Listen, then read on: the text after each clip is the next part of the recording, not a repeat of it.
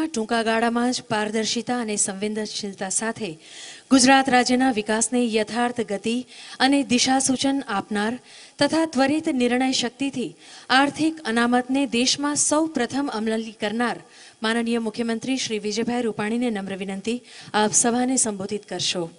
માનનીય મુખ્યમંત્રી શ્રી વિજયભાઈ રૂપાણી.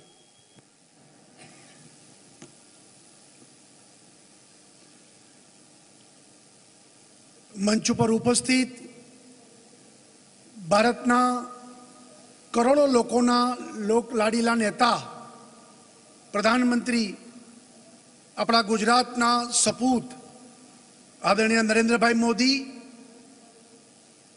નાયબ મુખ્યમંત્રી માન્ય નીતિનભાઈ પટેલ, મહેસૂલ મંત્રી માન્ય કૌશિકભાઈ પટેલ, મેયર શ્રીમતી બીજલબેન, અહીંયા ઉપસ્થિત વાલા ભાઈઓ અને બહેનો, વાઇબ્રન્ટ ગુજરાત સમિટ 2019 9મી એડિશનની પૂર્વ સંધ્યાએ આપણે સૌ અમદાવાદ શોપિંગ ફેસ્ટિવલના ઉદ્ઘાટન પ્રસંગે ભેગા થયા છીએ. સૌપ્રથમ ભારતના વડાપ્રધાન આપણા નરેન્દ્રભાઈનો હું આભાર માનું છું કે આપે સમય ફાળવી અને આ શોપિંગ ફેસ્ટિવલ આપના હાથે આપે પહેલું શોપિંગ કર્યું અને ઉદ્ઘાટન કરીને આ શોપિંગ ફેસ્ટિવલને આજે ગુજરાતની જનતા વચ્ચે આપે ખુલ્લો મૂક્યો છે. વાઇબ્રન્ટ ગુજરાત 2003માં આદરણીય નરેન્દ્રભાઈ મુખ્યમંત્રી હતા ત્યારથી શરૂ થયું.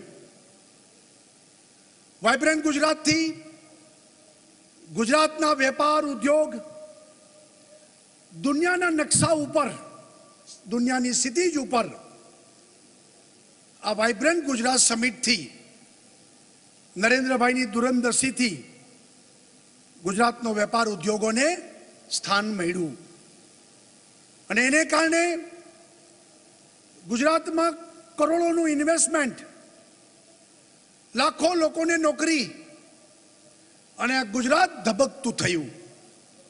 એક સમય હતો કચ્છના ભૂકંપ પછી કચ્છમાં કદી કશું થશે નહીં એવું લોકો માનતા હતા. એક સમય હતો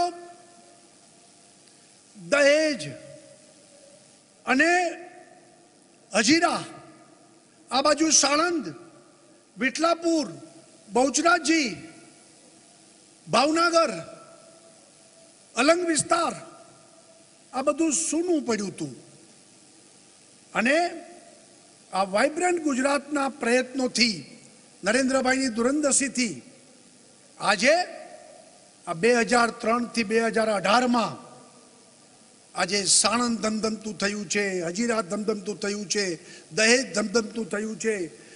આખા સૌરાષ્ટ્રના સાગરકાંઠા ઉપર બધા બંદરો પાછા ધમધમતા થયા છે. કચ્છ પણ આજે જુદી રીતે એક જેને કહીએ કે કચ્છની ઇકોનોમિક એક્ટિવિટી એ આજે સમગ્ર દુનિયાનું ધ્યાન કચ્છ તરફ ખેંચાણું છે અને આ વાઇબ્રન્ટ ગુજરાત સમિટથી આજે ગુજરાત વિકાસમાં આગળ ને આગળ વધતું જાય છે. વિરોધીઓ પણ કાન ખોલીને સાંભળી લે. દરેક વખતે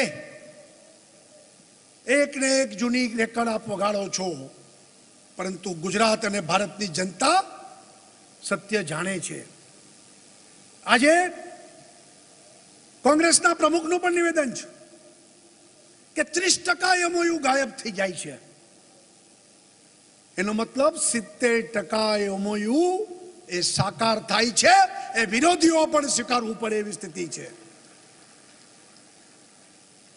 દર વર્ષે MOU થાય છે, એના કરતા નવા નવા વેપારો, ઉદ્યોગો આગળ ને આગળ વધતા જાય છે. આજે ભારતમાં pharmaceutical, diamond, automobile, textile, engineering, manufacturing જહાજો તોડવાનો બિઝનેસ,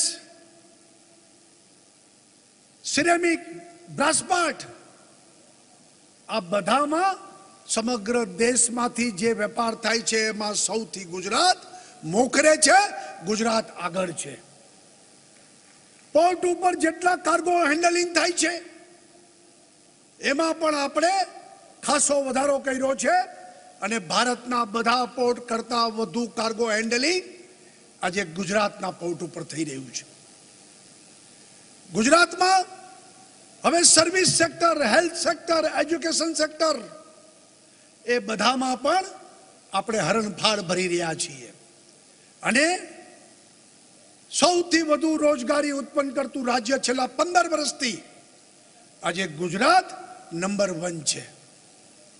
અને એમ્પ્લોયમેન્ટ એક્સચેન્જમાં અનએમ્પ્લોયમેન્ટ લોકોના નોંધાયેલા નામોમાં ગુજરાત કરતા નાના રાજ્યો, બંગાળ હોય, કેરળ હોય, પંજાબ હોય, દિલ્હી હોય, 30 લાખ, 40 લાખ, 70 લાખ બેરોજગારોના રજીસ્ટ્રેશન આજે પણ ઓન ઓફિશિયલ રેકોર્ડ ઉપર છે. ગુજરાતમાં માત્ર 4,80,000 એ રજીસ્ટર છે. એ આંકડો દિવસે દિવસે ઘટતો જાય છે અને એના મૂળમાં આ ઉત્સવો અને વાઇબ્રન્ટ ગુજરાત સમિટ દ્વારા નવા નવા આયામો આજ ગુજરાતની ધરતી ઉપર વધતા જાય છે. દર વખતે વાઇબ્રન્ટ ગુજરાતની સફળતા એમાં વધારો થતો જાય છે અને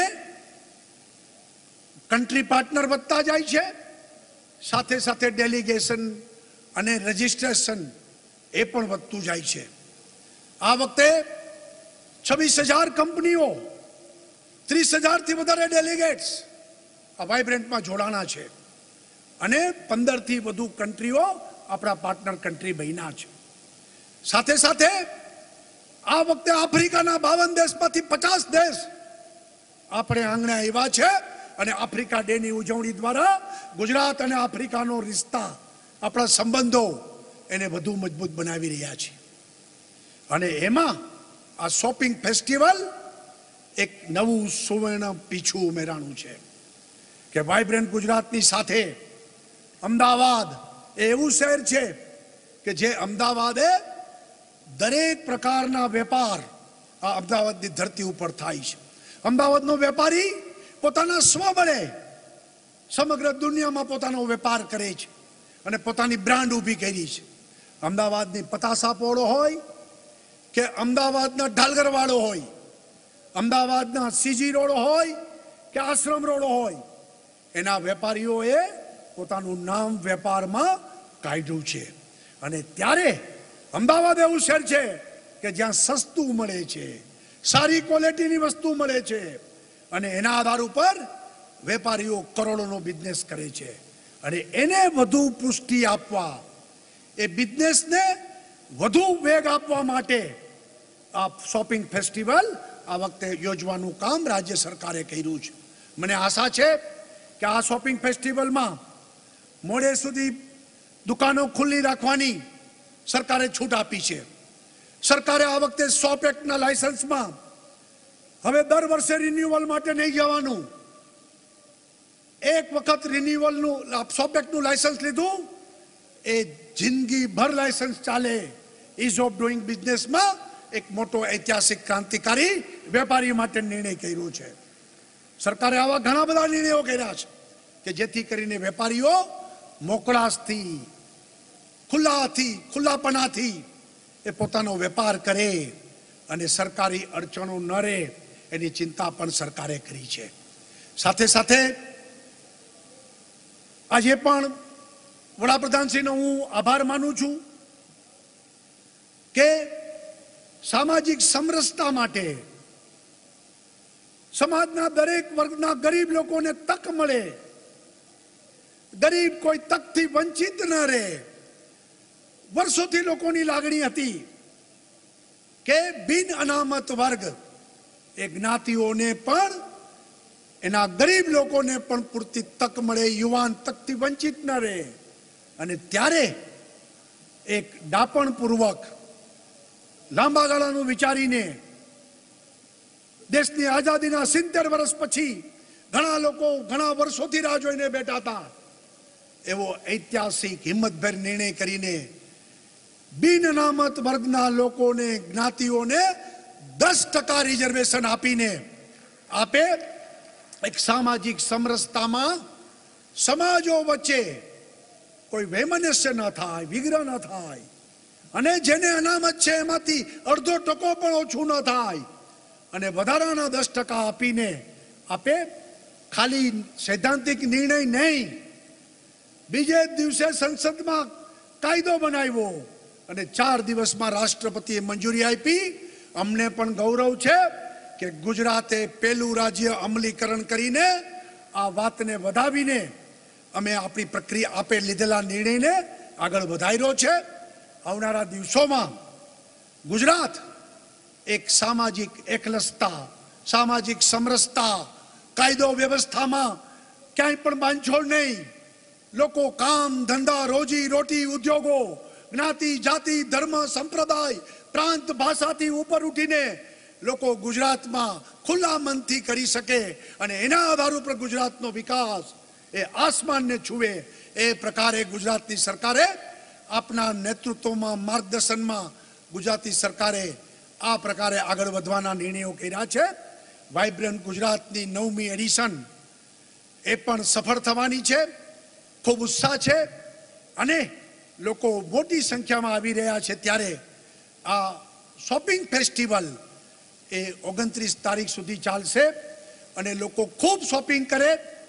ડિસ્કાઉન્ટ પણ લોકોએ ભરપેટ આપ્યું છે. વેપારીએ ડ્રો કૂપન યોજના પણ છે, ઇનામો લોકો જીતે અને ગુજરાત આ શોપિંગ ફેસ્ટિવલથી એક વેપાર ઉદ્યોગમાં નવી વાઇબ્રન્સી લોકો જોવે, અનુભવે અને એના આધાર ઉપર પોતાનો વિકાસ કરે એવી શુભકામનાઓ સાથે મારી વાત પૂરી કરું છું. આપ સૌનો આભાર. જય જય ગરવી ગુજરાત. ભારત માતા કી જય. આપનો ખૂબ ખૂબ આભાર માનનીય મુખ્યમંત્રી શ્રી.